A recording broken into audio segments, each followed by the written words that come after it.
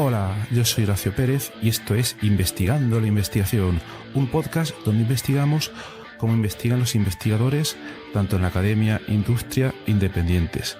Todo ello mediante entrevistas y debates abiertos, técnicas y estrategias para mejorar todas las partes del proceso investigador y, no menos importante, opiniones abiertas que espero llamen tu curiosidad y te hagan también reflexionar.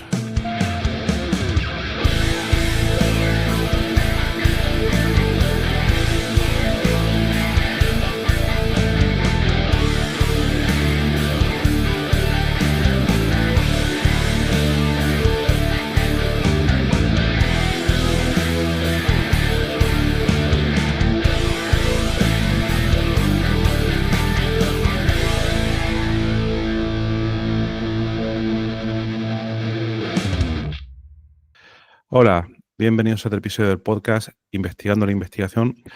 Hoy investigaremos varios problemas al mismo tiempo. Uno de ellos sería ¿por qué es tan difícil que una startup científica basada en investigación sobreviva o tenga dificultades en América Latina? Otra sería ¿cómo se puede hacer investigación de frontera con recursos limitados? Y la tercera sería ¿y qué pasa con esas enfermedades olvidadas por el mercado que afectan sobre todo a los más vulnerables? Entonces, en el episodio de hoy vamos a hablar no solo de ciencia, sino también de cómo transformar la investigación biomédica en soluciones reales, que es muy importante. Y para ello nos acompaña hoy Linus Spatz, que es el cofundador de Immunova, una startup biotecnológica argentina nacida de la investigación básica que ha desarrollado tratamientos innovadores para el síndrome urémico hemolítico. Y, por tanto, vamos a empezar a explorar cómo se construye, se sostiene y se proyecta una empresa científica con impacto global desde el sur del mundo respecto a España, claro, obviamente, porque hoy más que nunca seguimos investigando la investigación. Bueno, lo primero, agradecer a Linus Spatz el haber aceptado la invitación para el podcast. Hola, Linus, ¿qué tal? ¿Qué tal, Horacio? Un gusto estar aquí charlando hoy contigo. Muchísimas gracias también por la invitación y el interés. A ti. Bueno, pues lo primero que nos gustaría preguntarte, como hacemos siempre, es presentar un poco al invitado, o mejor dicho, que se presente. Queremos preguntarte cómo empezaste tu carrera investigadora y qué recuerdos tienes de tus primeros años en la ciencia. Sí, cómo no. A ver, yo soy científico, biólogo de profesión y hace muchos años, estudié biología en la universidad aquí en Argentina y seguí haciendo investigación en la Facultad de Medicina en temas que tenían que ver ya con enfermedades para el área de parasitología. La verdad que fueron años muy interesantes de mucho aprendizaje. Pude también viajar y conocer otros institutos de investigación. Estuve bastante por Brasil, que tiene muchas enfermedades tropicales, por el Museo de Historia Natural de Londres, es un lugar también que tiene muchísima tradición en investigación y es un lugar muy bonito también.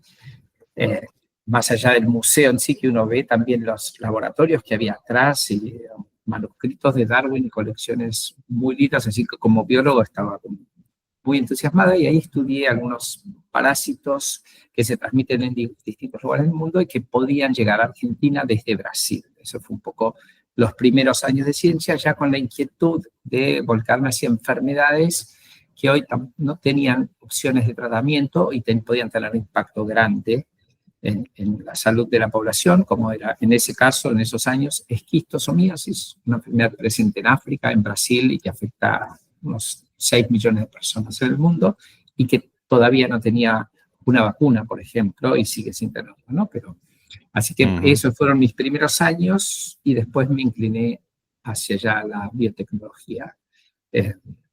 Y aquí estoy, hace ya varios años trabajando en otras enfermedades, pero con un enfoque similar. Muy bien. ¿Y cuándo fue? Bueno, supongo que harías un doctorado. No sé si hiciste también alguna estancia postdoctoral. ¿En qué momento, cómo fue un poco la evolución de dedicarte, imagino, de pasar un poco a la investigación más básica o más académica hasta la investigación más, digamos, aplicada dentro de una compañía biotecnológica? A ver, eso fue un poquito distinto tal vez de lo que se hace habitualmente. O sea, tú dijiste mencionar, hacer ciencia a veces desde el sur o desde países que tienen vaivenes económicos siempre, a veces es un poquito más complejo. A mí me tocó estar terminando justamente, estaba con una beca doctoral cuando vino el 2001. Para los que no conocen, el 2001 en Argentina fue un año súper complejo, un estallido social muy grande, una crisis económica fenomenal, y eso impactó en todas partes, en el área de ciencia lógico, también en reducciones de salarios y demás. También nacía mi hija por esos años, mi primera hija, y la verdad es que en plena crisis económica no estaba demasiado Claro. conforme con mi futuro dentro de la ciencia, digamos, de la academia. Había ganado un cargo un poco más alto de profesor en la universidad, y la verdad es que el sueldo no era suficiente o acorde a lo que uno podía aspirar y poder seguir haciendo. No era solo el sueldo, era, digamos, la estructura y los subsidios y demás. Pues, tuvieron una crisis muy fuerte, después, unos años después se recuperó, pero mi opción fue tratar de hacer lo mismo, ciencia de excelencia desde otro lugar. Y ahí fue que empecé con algún startup que no es de Immunnova hoy, y tuvimos algún startup que también fue exitoso en otra área de biotecnología, más, digamos, con una salida más rápida. Y finalmente sí armamos una compañía que podía de alguna manera canalizar inversiones de inversores que tenían interés en vincularse con la ciencia, y de ahí, unos años después, nació Immunnova, que es la que hoy se dedica a enfermedades poco frecuentes sin opción de tratamiento. ¿No? Así que imagino... siempre hay algo de experiencia personal o de decisiones que uno tiene que tomar ante ciertas circunstancias, o me iba del país y desarrollar una carrera más académica, o quería quedarme, quería a mis hijos aquí, y aportar también al país en el cual uno se cría, estudió, y que hay mucho por hacer. Hay desafíos grandes que uno podría aportar también desde la ciencia. Y está genial, pero lo que me sorprende, siendo la situación la que tú comentabas, la situación tan complicada y compleja, no es solo dar el salto a crear una startup para solucionar todo este tipo de problemas, sino además lo que tiene que ser difícil, buscar todos esos inversores en aquel momento, ¿no?, para que ayudaran a crecer un poco la compañía. Son muchas complicaciones. Sí. ¿Cómo pudisteis sortearlo? Bueno, a veces uno tiene distintos sostenes. En este caso, tuve una negociación intrafamiliar con mi mujer, que trabajaba en una empresa y ganaba bastante mejor en ese momento que un becario doctoral, con lo cual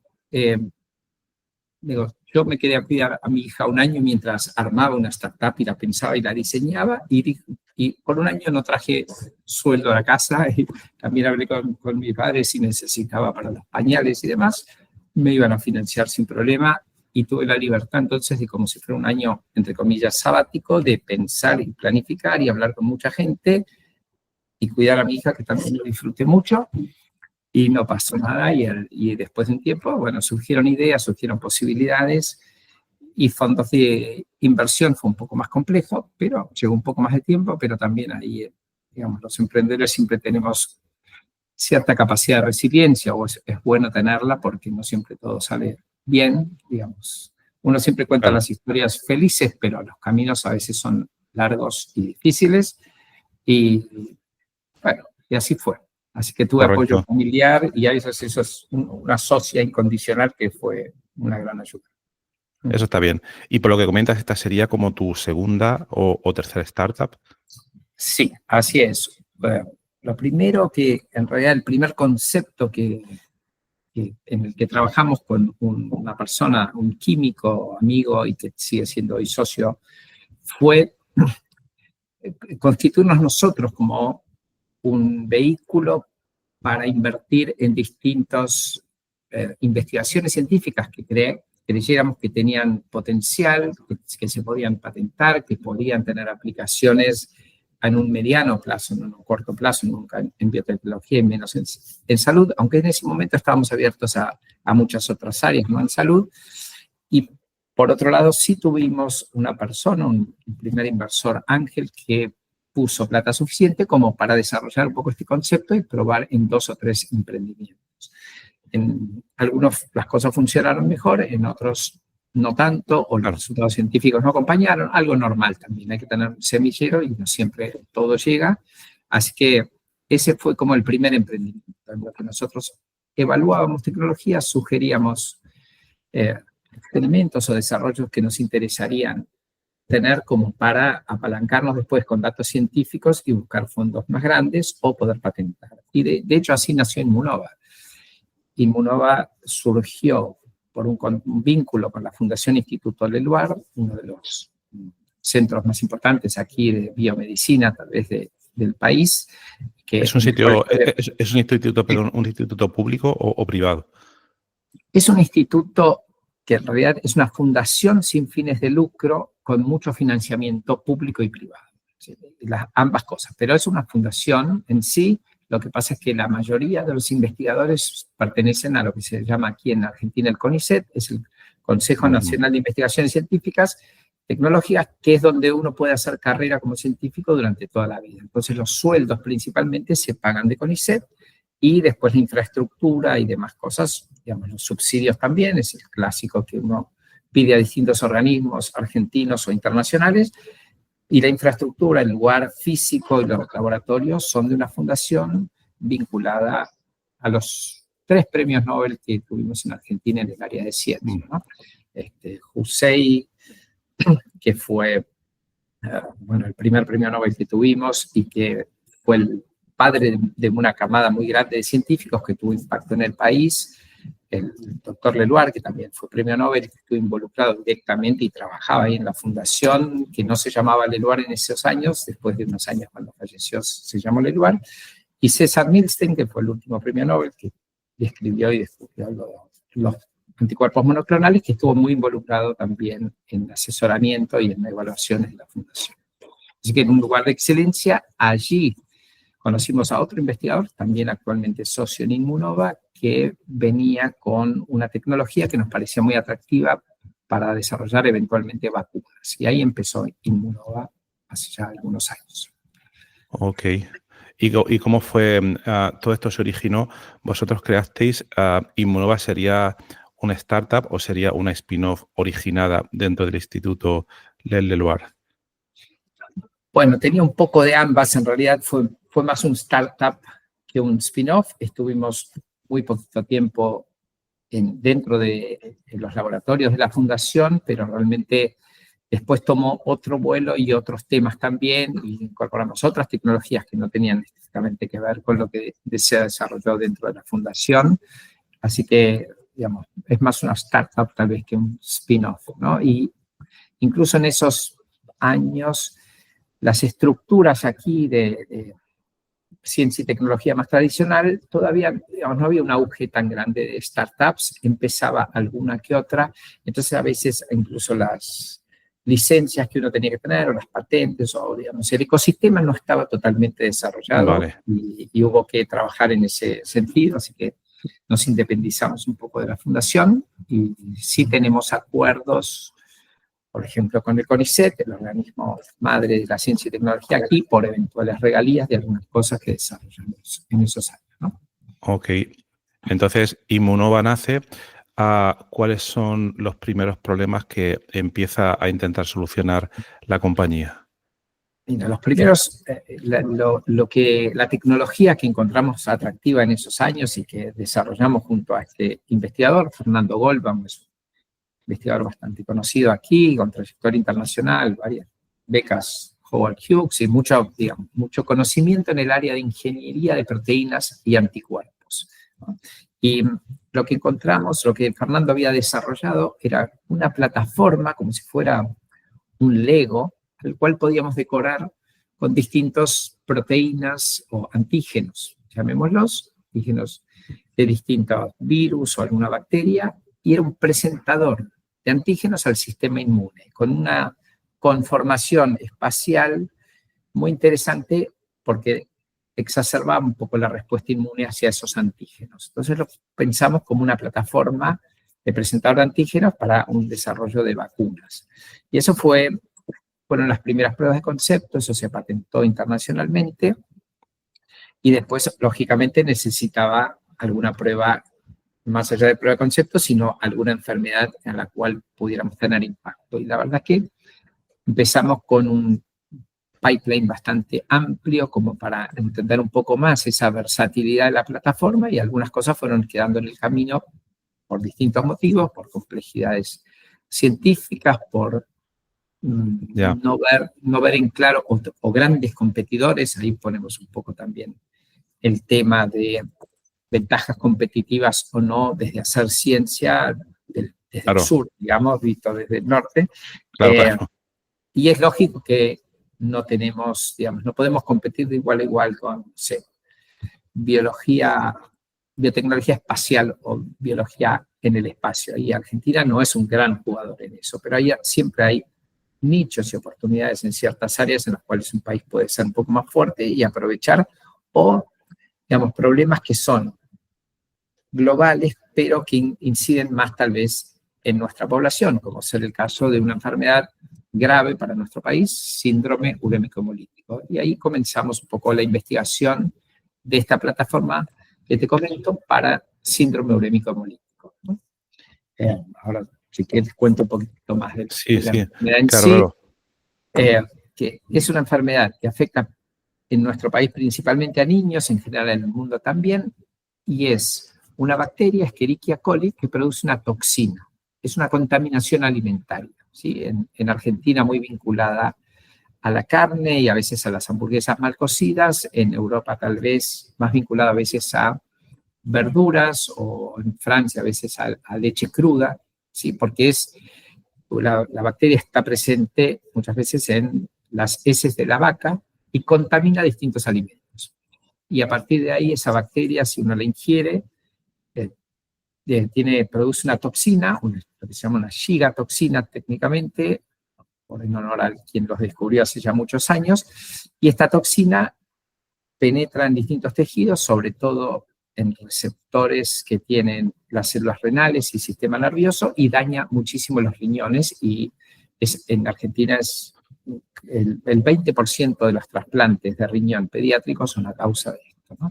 Y lamentablemente todos los años en nuestro país fallece algún chico por síndrome urémico hemolítico o queda con secuelas de por vida. Si realmente hace una de las enfermedades graves, o sea, el síndrome urémico es grave, pero hay formas muy graves que necesitan diálisis inmediata durante 15 días internados con diálisis o más, y en general quedan secuelas a veces de por vida.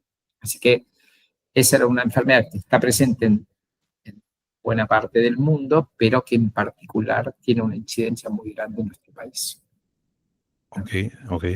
Entonces, ahora mismo, bueno, supongo que habéis pasado por diversas fases de desarrollo.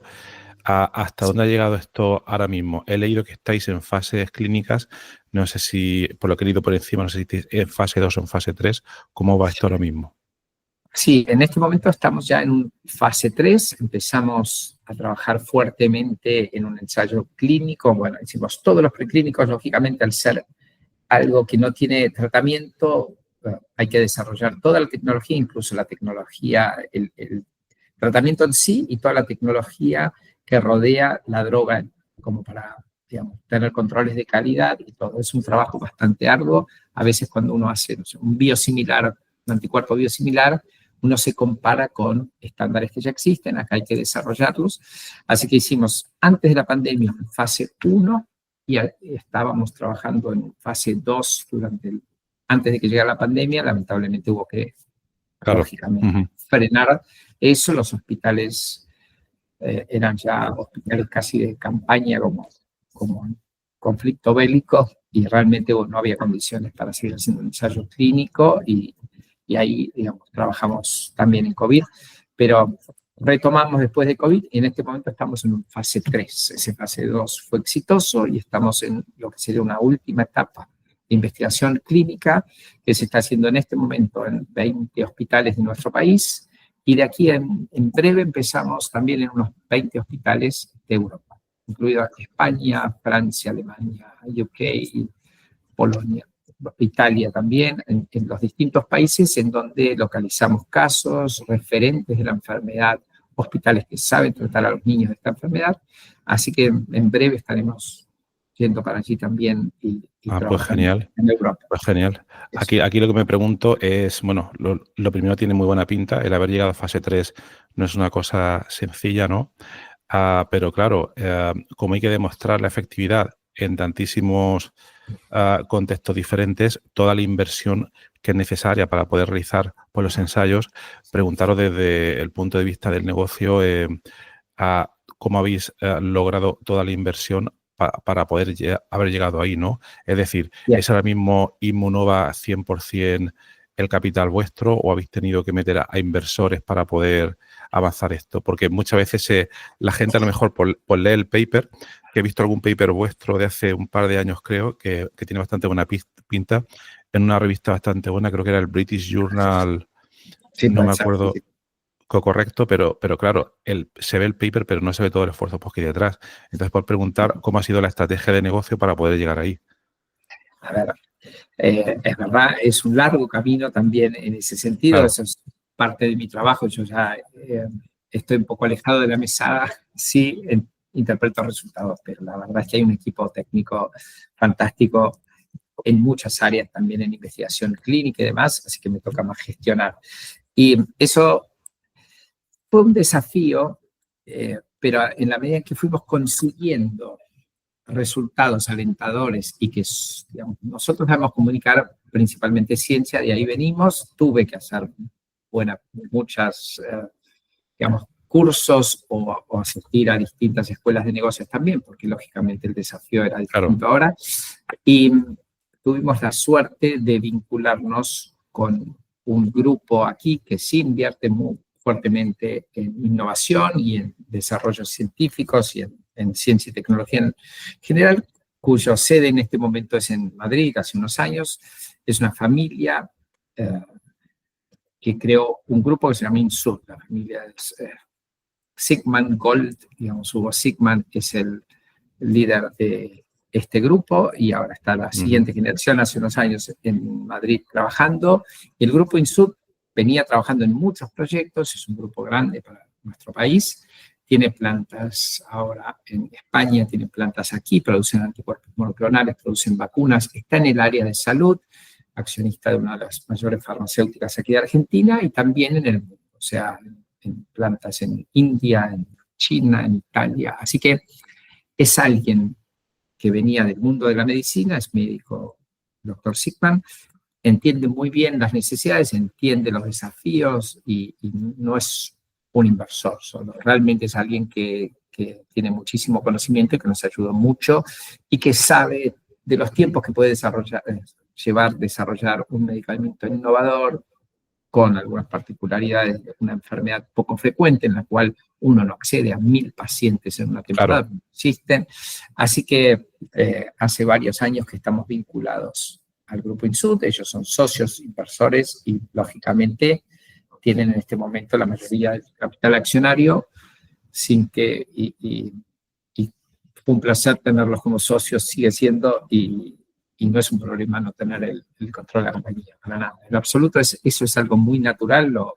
Me toca hablar muchas veces con emprendedores que tal vez están en las etapas más iniciales, y es algo no solo natural, sino deseable de una empresa que va creciendo, en la cual uno necesita, lógicamente, para hacer un fase 3 en Claro. Latinoamérica y en Europa, estamos hablando de muchísimos millones de dólares, de euros. Así que estamos muy contentos con este nuevo desafío que nos toca y es un sueño para nosotros también poder eventualmente un día aprobar una droga que sale desde nuestro país. Creo que Claro. sería la primera vez que sale un biológico innovador de Argentina al mundo a tratar una enfermedad que es global, ¿no? Está genial, está genial. Y luego, por lo que has comentado, todo esto se originó a través de la plataforma que empezasteis a desarrollar, que primero hicisteis diversas pruebas, luego la prueba de concepto, luego visteis que aquí funcionaba bastante bien. Entonces, aquí por preguntarte, creo que has dicho que depositasteis la patente inicialmente para esta plataforma. ¿Ha supuesto, imagino que sí, pero por preguntarte, ¿ha supuesto el tener la patente de la plataforma una ventaja o competitiva a la hora de desarrollar esta solución? Sí, sí, sin duda sí. En muchos casos las patentes son como un seguro tal vez para los inversores también, ¿no? Claro. En los casos de enfermedades poco frecuentes y que, digamos, no es un mercado como sería en términos de una multinacional que busca blockbusters a veces blockbusters son drogas que facturen más de algunos miles de millones de dólares. Eso no existe en este tipo de enfermedades muchas veces. Y sobre todo en países como los nuestros que tampoco lo podrían pagar. Entonces hay un equilibrio ahí entre las inversiones y lo que después puede salir un medicamento que es para poca gente, digamos, para pocos pacientes, pero todo eso, digamos, es parte de los desafíos que fuimos construyendo y, digamos, vamos digamos, es parte de los desafíos de cualquier emprendedor, no es ninguna limitante en absoluto, pero las patentes sí son a veces una herramienta como para darle al inversor una cierta seguridad. No creo que sea fácil desarrollar un producto similar, aunque sea copiándolo. Lleva muchísimo tiempo, muchos ensayos clínicos, mucha ingeniería de proteínas. Y creo que es más fácil a veces, digamos, sublicenciar o licenciar a otras empresas en otras partes del mundo. No creo a veces que la ciencia no es tan sencilla de copiar siempre, ¿no? Totalmente, porque además de la patente de la plataforma, pues si te puedo preguntar, a la solución que estáis desarrollando, imagino que la tenéis también patentada. Sí. O sea, hay una patente posterior que patentamos en buena parte del mundo, hasta en Japón, por ejemplo, países que también tienen problemas en los cuales hay otras posibilidades también. Así que sí, eso también se patentó. Y veremos cuándo podemos llegar a Japón. No es un desafío mayor en general Japón. Claro. Y de nuevos ensayos clínicos y demás. Pero sí, hay una patente que protege todo eso. Sí. Vale, y para la gente que no conoce tanto el tema de las diferentes fases de los ensayos clínicos, sé que es difícil hacer un pronóstico, ¿no? Y seguro que es una pregunta que os hacen siempre, pero ¿cuáles serían en términos temporales las siguientes etapas, que ojalá salga todo bien, las siguientes etapas que vienen a continuación, fase 3, fase 4 y también un poco los recursos? Porque ahora mismo creo que has dicho, estáis en 40 hospitales, ¿cuánto puede llevar más o menos terminar la fase 3? Y si una fase 4, más o menos, ¿cuánto duraría? A ver, voy a contar dos palabritas así, también les podemos poner un poco de contexto de qué se trata este tratamiento, porque básicamente yo te comenté que teníamos una toxina que produce graves daños a los chicos. Entonces lo que nosotros desarrollamos son anticuerpos capaces de bloquear esa toxina en circulación, ¿sí? Entonces uno le da un suero por goteo a los niños que tienen diagnóstico de síndrome urémico hemolítico y que se le pudo detectar la toxina circulando, ¿sí? Entonces uno sabe que la causa de esa enfermedad es el síndrome urémico hemolítico típico y no es ninguna otra posible enfermedad que pueda uno confundirse. Le da ese suero que neutraliza la toxina y uno está, entre comillas, limpiando esa toxina, impidiendo que se una a los receptores que tienen las células de riñones o sistema nervioso y produzca ese daño en sí. Entonces, cuando las enfermedades son poco frecuentes y sin ninguna opción de tratamiento, a veces las agencias regulatorias, en este caso nosotros trabajamos con 3 agencias, tanto la FDA de Estados Unidos, la EMA en Europa, bueno, también Inglaterra, que salió de Europa, así que hubo que también vincularse con ellos, y en Argentina, y todo el plan de desarrollo clínico se consensuó con las 3 agencias para no dar ningún paso en falso y que después uno tuviera que ir años para atrás. Así que tuvimos mucho consejo de ellos, o un grupo muy grande de la FDA, 16 personas involucradas en el desarrollo, que nos criticaron en el buen sentido, constructivamente, el diseño para optimizar. Y si un día uno presenta el dossier regulatorio ante la FDA, digamos, que si los resultados acompañan y realmente el medicamento se muestra eficaz, frenar las formas más graves de la enfermedad, se puede aprobar. Así que probablemente, si eso es así, nosotros en este momento ya reclutamos 50 niños y niñas acá en nuestro país.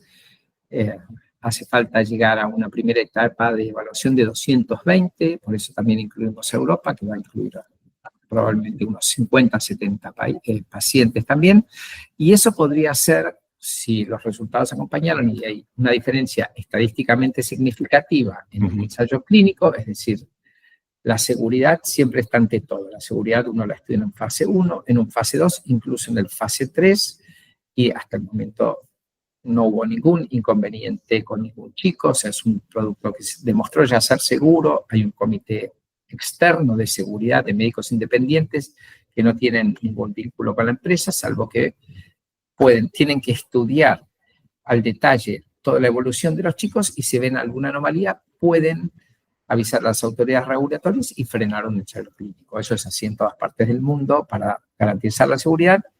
Y en paralelo, uno estudia la eficacia, eso es lo principal en el fase 3, es decir, si produce realmente un efecto que mejore el pronóstico de estos chicos o evite las diálisis o disminuya los días de diálisis y sobre todo disminuya las secuelas a largo plazo, por ejemplo, en el riñón. Así que podría ser que con un fase 3, si se demuestra que es eficaz, ya se pueda aprobar el producto. Y en fase 4, en realidad es una farmacovigilancia en la que uno tiene que registrar todos los datos de los pacientes, la evolución y demás, y cada tanto presenta a las distintas autoridades regulatorias los resultados que vuelven a refrendar en la vida real lo que uno estudió en un ensayo clínico, ¿no? O sea, eso puede seguir a veces 1 o 2 años o lo que la autoridad regulatoria requiera como para ir juntando más evidencia de la eficacia de un producto. Pero probablemente con un fase 3 que nos faltará entre 1 año y medio y 2, seguramente para estos 220 primeros chicos. Como les dije, es una enfermedad poco frecuente, en cualquier lugar puede ocurrir, entonces a veces uno no está preparado y sobre todo a veces el tiempo, digamos, esta toxina empieza a hacer el daño y si pasó una semana sin que ese chico haya entrado al sistema de salud y que nosotros podamos administrar la medicación, o poco más de una semana, a veces es tarde, entonces, digamos, actúa más como previniendo las formas graves en el sentido de limpiar la toxina, pero después si hay un daño muy grande, eso no se revierte. Entonces, hay criterios de inclusión y exclusión bastante estrictos y a veces uno no puede llegar si no llegó a tiempo a tratar ese niño, al menos en esta etapa del ensayo clínico, ya no puede tratarlo. Entonces, lleva tiempo juntar el número de niños necesarios para probar una eficacia, ¿no? Así que por eso estamos hablando de 1 año y medio, 2 años, probablemente. Genial, genial, pues que haya suerte y que salga todo lo mejor posible. Y me han surgido otras dudas que son las siguientes. Supongo, vosotros habéis desarrollado una solución en base a anticuerpos porque, bueno, por la plataforma que diseñasteis inicialmente, ¿existen soluciones basadas en small molecules para este tipo de enfermedades? O imagino pues que no, ¿verdad? No, en este momento no, por eso se llama una enfermedad huérfana. No existe ningún tratamiento específico existe lo que se llama tratamientos de sostén. O sea, si un niño viene y, digamos, tiene problemas del riñón, va a entrar en diálisis, va a entrar en tratamientos que apuntan a mejorar su estado clínico en general. A veces necesitan hidrataciones, a veces necesitan algún otro tratamiento de sostén, pero no existe algo que va a atacar el núcleo del problema, que en este caso es la toxina, ¿no? Es una bacteria toxina. De hecho, es una bacteria que en muchos casos no se puede dar un antibiótico porque la bacteria puede reaccionar expresando más genes de virulencia y desarrollando más toxinas incluso. Así que en Argentina no se utilizan antibióticos, en casi ningún lugar del mundo antibióticos por este problema. Entonces no hay una small molecule, no existe en este momento un tratamiento basado en eso que apunte a bloquear una toxina o a solucionar algo que no sea periférico a la enfermedad. Exactamente. Y luego también, bueno, imagino que todos los esfuerzos de desarrollo y de negocio, inversión, están encaminados a esta solución en la que estáis trabajando, pero ya que a lo largo de los años habéis desarrollado esta plataforma, no sé si os habéis planteado en paralelo o estáis estudiando la aplicación a algún otro tipo de enfermedad donde podría tener potencial. Claro, diluir esfuerzos a veces es complicado, ¿no? Pero sabiendo que vuestra plataforma tiene muy, muy buena pinta, no sé si os lo habéis planteado. Sí, sí, por supuesto que sí. De hecho, durante la pandemia, cuando empezó la pandemia, aquí convocaron a muchos científicos de distintas áreas, el Ministerio de Ciencia, a discutir y ver qué soluciones podía aportar cada grupo, cada uno, público-privado, digamos, no había diferencia, lógicamente. En esos casos, de hecho, somos defensores de la interacción público-privada y, digamos, usuarios habituales de eso, y tenemos excelente relación con el sistema público aquí también. Y en ese caso, nosotros desarrollamos un suero también con anticuerpos contra lo que se conoció como el spike, digamos, un receptor que usaba el virus para entrar a las células y multiplicarse después, ¿no? Dicho así un poco caseramente.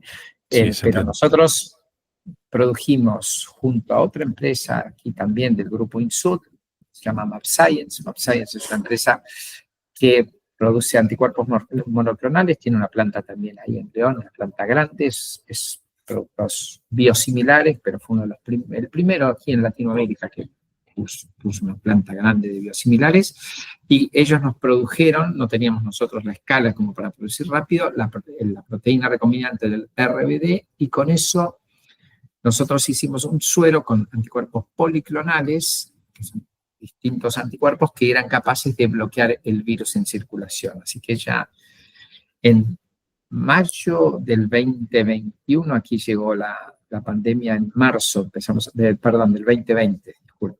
En 2020, en marzo empezamos a diseñar una posible solución. En mayo, junio, pedimos autorización para hacer un ensayo clínico con lo que sería el primer suero experimental con anticuerpos policlonales capaces de bloquear el virus en circulación.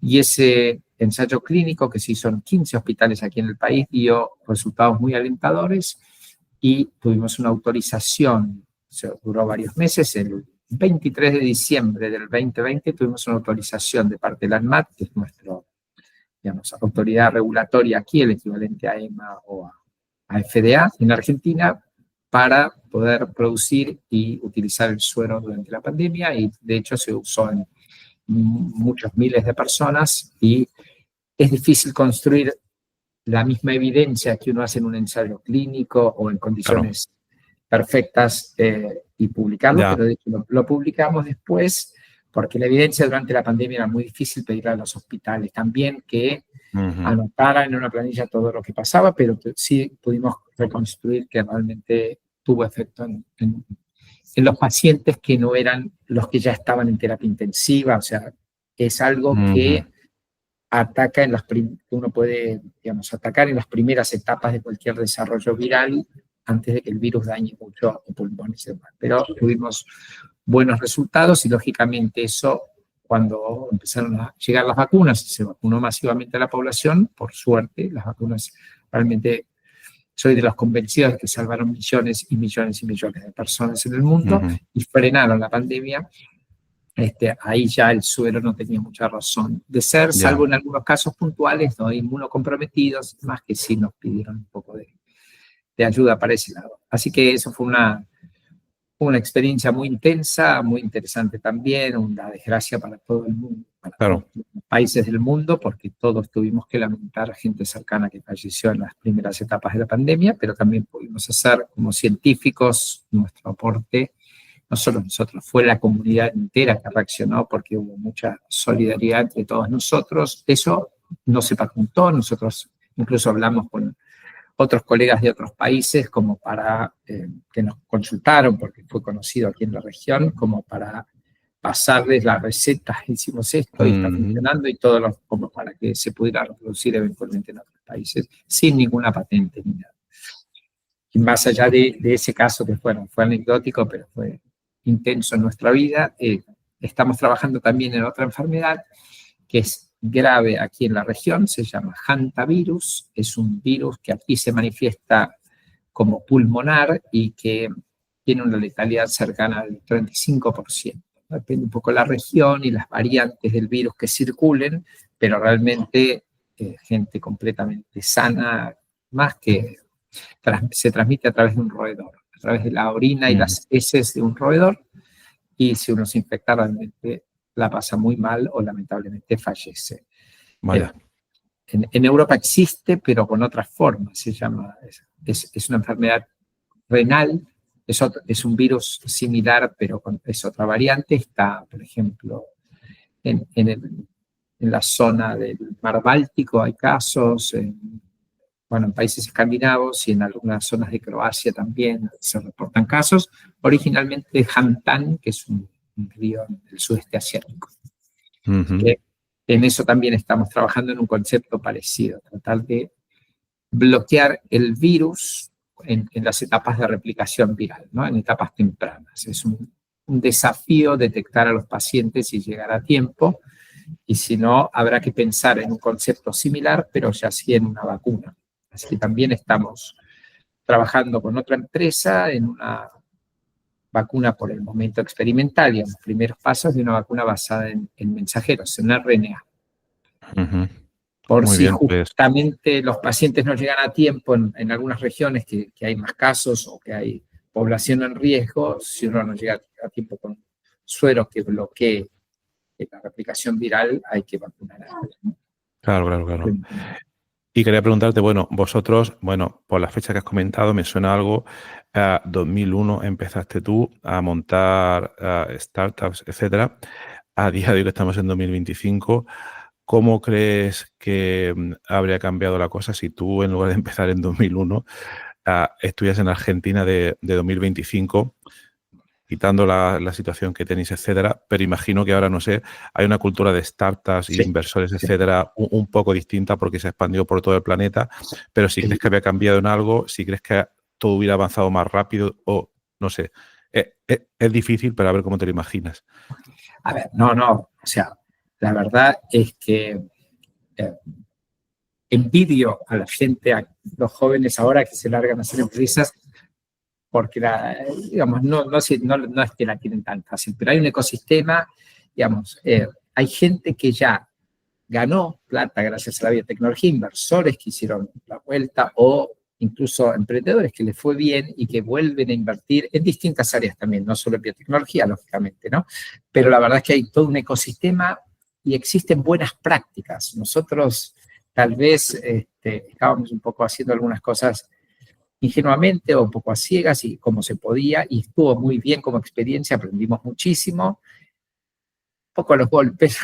Algunas cosas se podrían haber evitado que ahora se evitan, porque el estándar subía muchísimo, hay mucha gente entusiasta, joven, y de hecho hay algunas incubadoras aquí o company builders se llaman, tal vez que acompañan mucho las primeras etapas de las empresas jóvenes, incluso proveen a veces de management, buscan que los científicos no comanden la parte tal vez de desarrollo de negocio inicialmente, como me tocó tal vez a mí, que no venía de ese ambiente, y seguramente hay cosas que se podrían haber hecho mejor en este ecosistema, un poco más rápido, el concepto de mejor fallar rápido. En algunos casos tuvimos algunos errores de principiantes que, vistos con cariño a la distancia, digo, cómo se nos ocurrió eso, pero nada, fue una muy linda experiencia, lo repetiría, pero me da un poco de envidia el ambiente del cual participo, porque a veces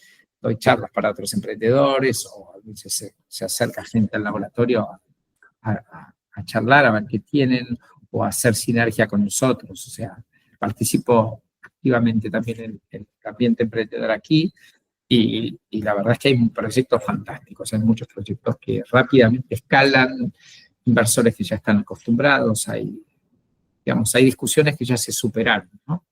O Genial. prejuicios tal vez que se superaron. O prejuicios, claro. Sí, no solo en Argentina, en toda Latinoamérica creció en todas partes. Conozco un poco el ambiente de España. De hecho, mi madre es valenciana. Dato importante. Pero estuve algunas veces también participando en algunas ferias de biotecnología en España o en Europa o en Estados Unidos, y España tiene una actividad muy grande en este sector. Sí, están habiendo bastantes cambios a Ahora mismo es cierto, es cierto. Y bueno, y ya hablando un poco más de, pues, de tu persona como investigador, como emprendedor y por las cosas que has comentado, en toda tu carrera, ¿cuál sería el hecho a nivel, porque tú has hecho de todo, por lo que estás comentando, has hecho una primera fase de investigación académica, luego por cosas de la vida te has dedicado a hacer cosas de negocio, aunque no tal, ¿no? Pero ¿cuál sería del punto de vista académico y del punto de vista de negocio? ¿Cuál sería, digamos, de todo lo que has hecho, lo que más te ha gustado? Eh, A mí me gusta el día a día, me gustan los desafíos diarios, me gusta en este momento la etapa que nos toca, o sea, disfruto mucho el camino. Estoy rodeado tal vez de un equipo de gente muy entusiasta, científicas y científicos, y un equipo así que acepta los desafíos, acepta que realmente nada es imposible y, o sea, para nosotros llegar a la FDA o EMA y hacer un ensayo clínico era algo que sí, uno lo ponía en un plan, pero después hay que hacerlo y realmente discutir con un equipo muy bueno de científicos de allí. Hay que formarse para eso. No hay tantos Claro. antecedentes en Argentina, hay que salir también a buscar gente, a aprender mucho.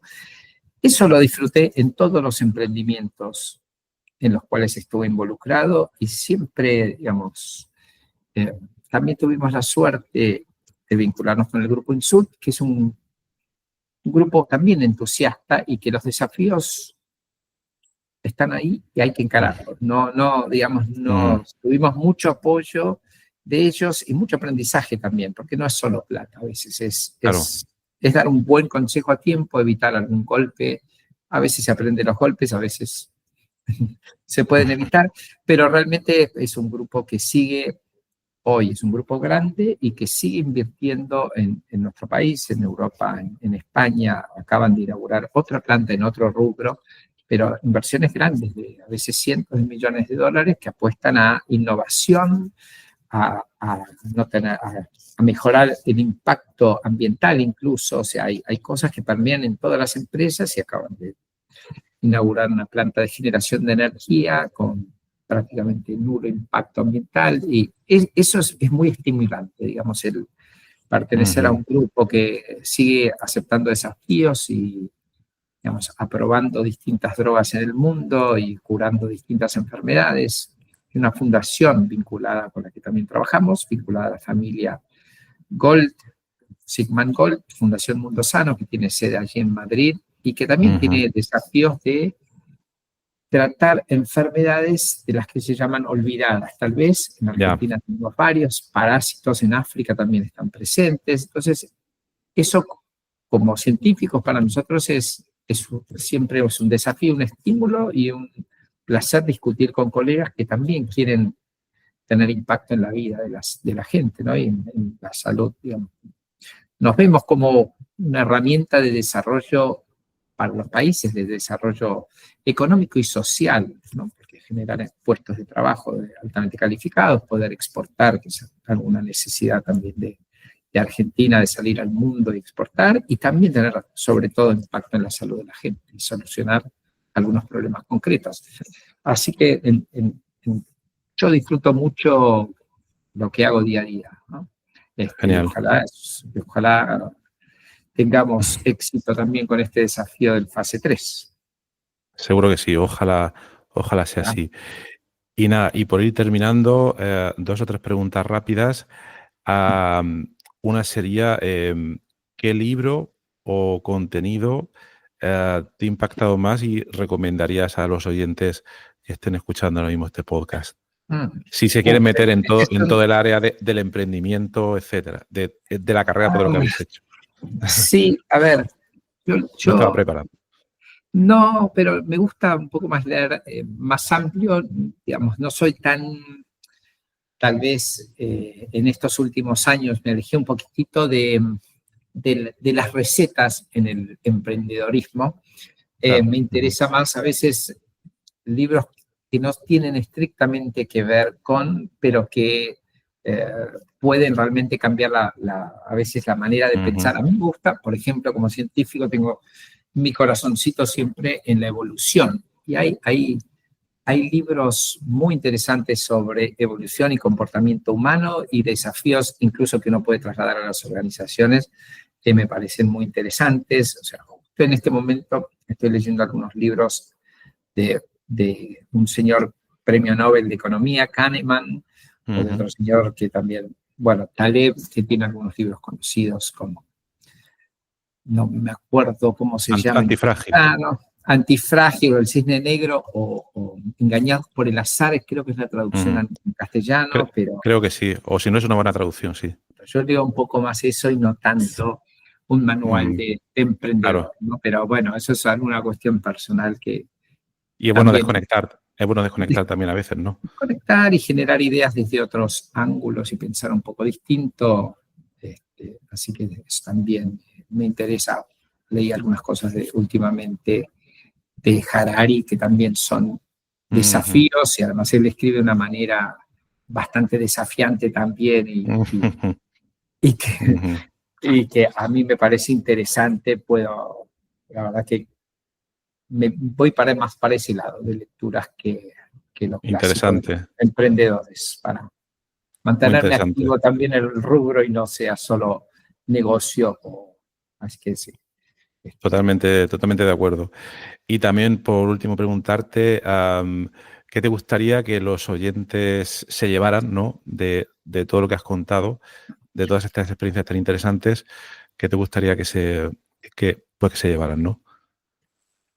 A ver, si tú tienes también oyentes jóvenes, a mí me interesa... Hay de todo. Hay de todo.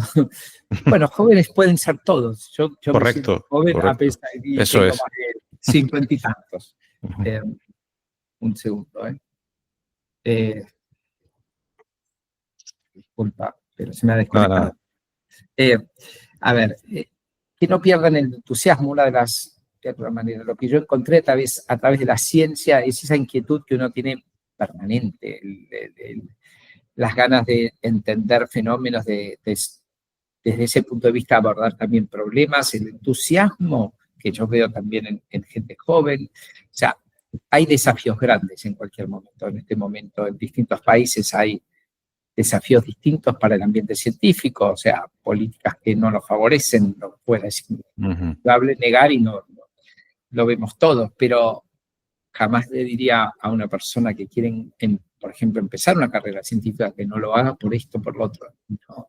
Hagan su camino, entusiasmense. Es tanto lo que hay por aprender y por solucionar. Y gente mayor, digamos, de mi edad también. Volvería si me va muy bien y hay que hacer otro emprendimiento porque esto crece y toma otra dimensión, pero hay otra oportunidad, lo volvería a hacer siempre. O sea, lo discuto, lo charlo en casa con mis hijos que tienen entre 20 y 24 años, y que el mundo hay tanto por hacer que para mí sigue siendo un placer los desafíos diarios, y eso es lo que más encuentro, y digamos, y la parte un poco más de entendimiento de la ciencia, que no de algo concreto, sino una manera de pensar también, ¿no? Y de vincularse incluso con los demás y dudar de uno mismo y dudar de cosas, me parece un desafío que hago todos los días. Genial. Genial. Así que, bueno, pues muy bien. Con sus emprendimientos seguramente. Hay gente que tiene sus propios proyectos, emprendimientos, y que a veces la limitante es lo que uno se propone. No hay límites si uno se entusiasma y es tosudo, no sé si ustedes lo dicen así, pero persevera. Totalmente de acuerdo.